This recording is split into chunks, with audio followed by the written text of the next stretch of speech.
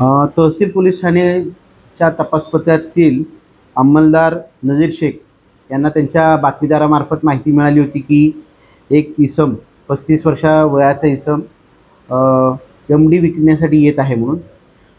सदर मिळालेल्या माहितीच्या आधारावरून तहसील पोलीस ठाण्याकडील DB पथकाचे PSI रसूल शेख व तपास पथकातील अंमलदार यांनी सापळा रचून गुप्ता अट्टाचक्की रोड टिमकी भानखेडा या ठिकाणी आरोपी इसम नामे शकील अहमद वल्द अब्दुल खलीद वय 34 वर्ष राहणार तकिया दिवाणशाह मोमिनपुरा याला ताब्यात घेऊन त्याची झडती घेतली असता त्याच्या ताब्यातून 7.26 ग्रॅम MD मिळालेली आहे, जिची किंमत आहे 72,600 रुपये.